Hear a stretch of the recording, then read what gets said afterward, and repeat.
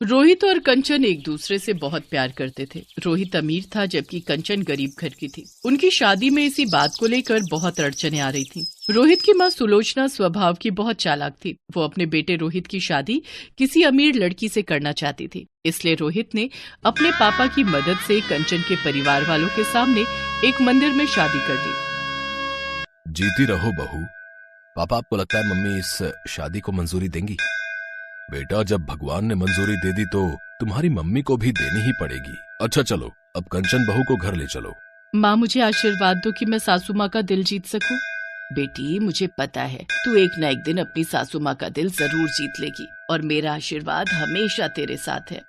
कंचन रोहित और अपने ससुर के साथ घर पहुँचती है, पर ये क्या, जैसा सोचा था उसका बिल्कुल उल्टा हुआ। उसकी सासू माँ ने कंचन को देखकर बिल्कुल भी गुस्सा नहीं किया। वो तो खुशी से थाली सजाकर उन दोनों की आरती करने लगी।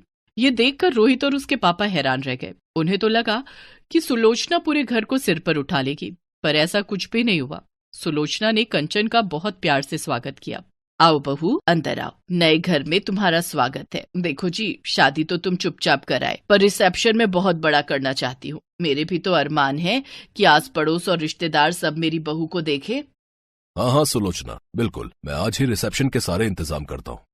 कंचन खुश थी कि उसकी सास ने उसे अपना लिया था, पर ऐसा कुछ भी नहीं था। सुलोचना बहुत चालाक थी। वो अपने मन में कोई और ही खिचड़ी पका रही थी। मैं ये झूठे प्यार का नाटक ज्यादा दिन नहीं कर सकती। मुझे कुछ और ही सोचना होगा, हाँ, ताकि मैं इस लड़की को अपने घर से निकाल सकूं। सुलोचना ने कंचन को बहू के रूप में नहीं अपनाया था। वो तो सबके बीच नाटक कर रही थी। रिसेप्शन में सुलोचना कंचन को अपने रिश्तेदारों और पड़ोसियों से मिलवाती है। रोहित का ध्यान अपने दोस्तों में था। क्या बात है सुलोचना, तूने तो चोरी चुपके बेटे की शादी भी कर दी और अचानक से रिसेप्शन भी रख दिया। बात कुछ हजम नहीं हुई। अब क्या बताऊं सुषमा, बहू गरीब घर की है बेचारी, इसलिए चुन्नी चढ़ा कर ले आए। अब बारात जाती तो इसके माता पिता में इतनी गुंजाइश नहीं थी कि बारात का स्वागत कर सकते। अरे बिल्कुल भी कुछ नहीं है, तुम क्या समझ रही हो, घर में बैठने के लिए कुर्सी तक तो है नहीं। वो तो रोहित को ना जाने इसमें क्या दिख गया। अब बच्चों की तो तुम जानती ही हो, जिद के आगे झुकना ही पड़ता है, वरना मैं तो इसे कभी भी अपनी बहू ना बनाती। अच्छा, तुम लोग अब आई हो रिसेप्शन में तो अच्छे से खा पी कर जाना। बबली, उषा, सुन रही हो ना, हमने रिसेप्शन बड़ा पैसा लगा कर रखा है, एक एक बढ़िया चीज बनवाई है। बहू अगर गरीब घर की है तो क्या हो गया, ससुराल तो उसे अमीर मिला है। चलो मैं और मेहमानों को देख लूं। सास की बातें सुनकर कंचन की आंखें आंसुओं से भर आती हैं। तभी उसके माँ और पापा आ जाते हैं। कंचन अपने आंसू पोंछ लेती है। सुलोचना मुंह बनाती हुई उसके आगे से चली जाती है। बेटी, तू अपने ससुराल में खुश तो है ना? कंचन, तेरी सास ने तेरे साथ कुछ गलत बात तो नहीं की? जी पापा जी, माँ जी तो मुझे बहुत प्यार करती हैं। पता है, जब से आई हूँ कोई काम ही नहीं करने देती, सारा दिन ठाठ से बैठे रहती हूँ। कंचन अपने मम्मी पापा को झूठ बोल देती है, पर सच तो ये था कि सुलोचना उसके साथ सीधे मुंह बात ही नहीं करती थी। जब तक सुलोचना के ससुर और रोहित घर पर होते थे, तब तक तो सुलोचना कंचन से बहुत मीठे से बात करती, और जैसे ही वो दोनों घर से जाते, सुलोचना उससे घर के सारे काम करवाने शुरू कर देती। और शाम को जब वो दोनों वापस आते तो उसका रवैया अलग ही। अरे वाह, खीर बहुत टेस्टी बनी है। 2-3 दिन से मेरा मीठा खाने का बहुत मन था। अरे बेटा, मुझे पता था, तभी मैंने शाम को बना दी। तुझे पसंद आई, ये मुझे बहुत अच्छा लगा। मैंने चीनी भी कम डाली थी। मुझे पता था तू मीठा कम खाता है। पर माँ, मीठा तो इसमें बहुत तेज है। सुलोचना झूठ बोल रही थी, क्योंकि खीर उसने नहीं बल्कि कंचन ने बनाई थी। कंचन ने मीठा ज्यादा डाल दिया था। जब सुलोचना की चोरी खुलने वाली थी तो कंचन बात को संभाल लेती है। अरे वो मैंने ही मीठा ज्यादा डाल दिया, मुझे नहीं पता था कि माँ जी मीठा डाल चुकी हैं। कोई बात नहीं बहू, आगे से मीठा कम डाल लेना। एक कटोरी मुझे भी दे दो। कंचन ने बात को संभालकर अपनी सास को सम्मान दिया था, पर सुलोचना को इस बात से कोई मतलब नहीं था। घर के सारे काम कंचन करती थी, पर क्रेडिट सुलोचना अपने नाम कर लेती थी। कंचन इस बात के लिए कभी भी कुछ नहीं कहती थी। उसे लगता था कि अगर इससे उसकी सास खुश होती है तो कोई बात नहीं, इसे तो कोई फर्क ही नहीं पड़ता। मैं काम का सारा क्रेडिट अपने ऊपर ले लेती हूँ। करती ये है, मुझे कुछ और ही सोचना पड़ेगा। ऐसे दाल नहीं गलने वाली, मुझे सोनिया को बुलाना ही पड़ेगा। हेलो सोनिया बेटा, मैं बोल रही हूँ। हाँ ठीक है, तुम कुछ दिनों के लिए आ जाओ।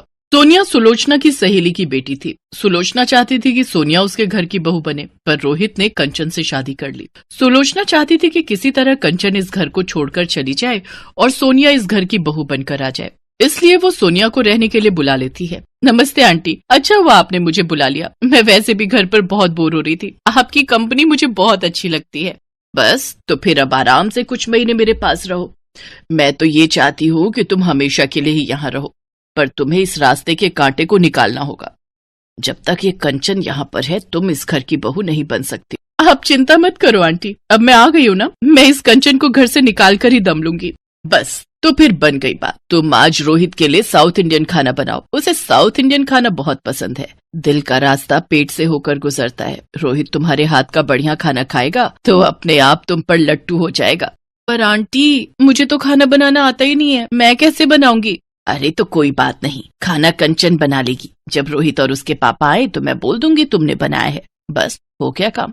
सोनिया रसोई में जाती है और कंचन को मीठी मीठी बातों में फंसाकर साउथ इंडियन खाना बनाने के लिए कहती है।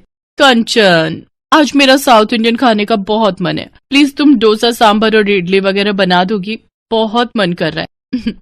ठीक है तुम बैठो, मैं तैयार कर देती हूँ। कंचन बहुत ही स्वादिष्ट साउथ इंडियन खाना तैयार करती है।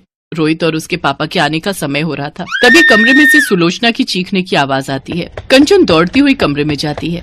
बाथरूम में फर्श पर साबुन गिरा हुआ था, उस पर पैर फिसल गया, मेरी कमर। माँ जी मैं डॉक्टर को फोन करके बुलाती हूँ, चलिए आप आराम से बिस्तर पर लेट जाइए। कुछ देर बाद डॉक्टर के आने पर पता चलता है कि सुलोचना की कमर का मांस फट गया है, जिस कारण उसे कुछ दिन बेड रेस्ट करना होगा। कंचन रसोई में सुलोचना के लिए कुछ हल्का बनाने चली जाती है। सब लोग कमरे से बाहर आ जाते हैं।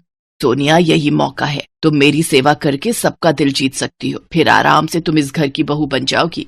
नो आंटी, मैं आपके वॉशरूम और टॉयलेट साफ नहीं कर सकती। अभी अभी डॉक्टर ने कहा कि आपको बेड पर ही वॉशरूम और टॉयलेट करना है, ये सब मुझसे नहीं होगा। मुझे इन सब कामों से बहुत चिढ़ होती है। जब आप ठीक हो जाओगे तभी मैं आऊंगी, अभी तो मैं जा रही हूँ। मैंने मॉम को फोन कर दिया था, वो गाड़ी भेज रही है। जब आप ठीक हो जाओगे तो मुझे फोन कर देना, मैं आ जाऊंगी।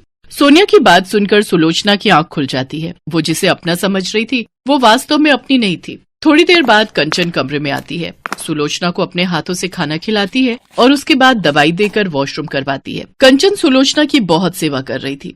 अपनी बहू के इतने अच्छे व्यवहार को देखकर सुलोचना की आंखों में आंसू आ जाते हैं। उसने कंचन के साथ कितना बुरा किया था। सोनिया जाने लगती है। अच्छा आंटी जी मैं चलती हूँ, आप मुझे फोन कर देना जब भी बुलाना होगा, मैं आ जाऊंगी। नहीं बेटा, अब तुम्हें परेशान होने की और बेवजह यहाँ आने की कोई जरूरत नहीं है। मेरी बहू है मेरी सेवा करने के लिए और मेरा ख्याल रखने के लिए। तुम अपने घर में खुश रहो और हाँ, जब शादी करो तो कार्ड भेज देना, मैं अपनी बहू कंचन के साथ जरूर आऊंगी। अपनी सास के मुंह से ऐसा सुनकर कंचन खुशी के आंसू रो पड़ती है और अपनी सास के गले लग जाती है। सोनिया मुंह बनाती हुई वहाँ से चली जाती है। कुछ दिनों बाद सुलोचना की तबीयत ठीक हो जाती है। अब उसका व्यवहार कंचन के साथ बहुत अच्छा हो गया था। ये देखकर रोहित और उसके पापा भी बहुत